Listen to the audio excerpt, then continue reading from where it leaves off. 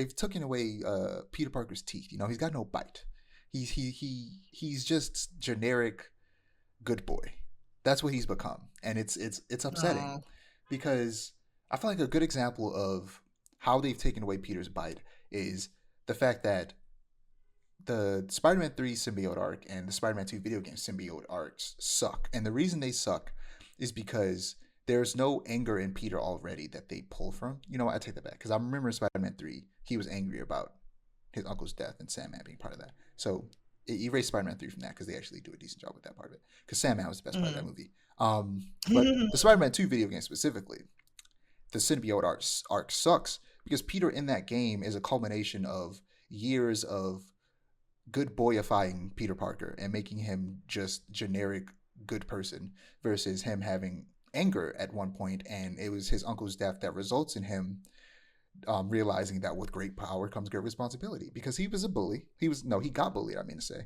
And because of that, and not being able to fight back because he was weak, when he finally got power, he fought back and he became the bully. And it was when his uncle Right. died that he recognized he can't do that. But he is constantly fighting against that because he has so much stress piled on top of him because Yeah. he just can't he can't catch a break because he's Spider-Man, and that puts stress on his working life. He can't make enough money because he has to go be Spider-Man and gets fired a lot. You know, his personal relationships, he can't can't keep a girl because he's Spider-Man. He's always busy. So like he's stressed out. So he's angry. Spider-Man used to be a character that had anger issues basically. And now that's been completely removed. And in this, he becomes Spider-Man after Uncle Ben dies. And according to the tie-in comic, he just became Spider-Man because he's a good person. Which no, in the comics he becomes Spider-Man, and in every other piece of Spider-Man media, he becomes Spider-Man because he initially uses his powers in a very selfish way, and then his uncle dies, and that results in him realizing he needs to use his powers more responsibly. Now, in this, it didn't Mm. necessarily need to be Uncle Ben. It could have been anything, but instead, it's just generic. He's a good boy. Mm. Okay, thank God that stopped immediately. I would have been so mad if that went on for any longer than that. But yeah, it's upsetting that that's the case. Again, the least favorite parts, like that's just more of a critique of Spider-Man in general, not necessarily for this show in particular.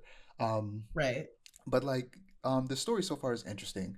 I like that we're finally getting Norman Osborn again. It's been a while since we've had Mm. Spider-Man media with Norman Osborn in it. Like it's been a very long time. So like Oh yeah, I'm wow. excited to get Norman Osborn again. Like I recently rewatched Spectacular Spider-Man, and Norman Osborn in that is great. So it's finally great that we're finally going to potentially get the Green Goblin again.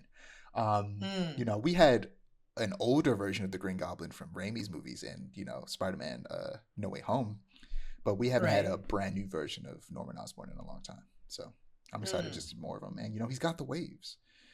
You know, Yeah. that's all you had to do is make him black to give him the waves. So Mhm. Mhm. some people are predicting that perhaps they're going to introduce Norman Osborn in the MCU, and they're going to have the actor that's voicing him in this, Coleman Domingo, play him in live action. Which Coleman Domingo is a great actor. I first saw him in Euphoria. Ooh. Um, he played Rue Zendaya's main character, her sponsor, and Uh, yeah, oh, he's really okay. good in that. And I've seen him in something else recently. I just can't remember it off the top of my head. But yeah, he's a pretty good actor. And yeah, if they have him play Norman Osborn in live action, that would be great. He is Mm.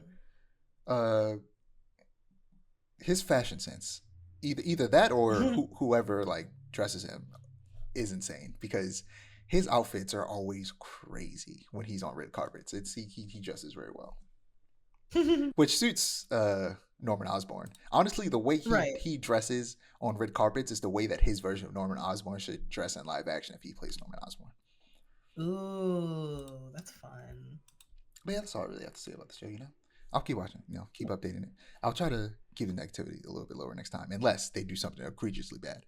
What I'm really excited for are the villains, because Scorpion is Hmm. going to be in the show finally. They teased Scorpion in the live action in the first movie, and then he never showed up. But he'll be in this show, so that's cool. Good.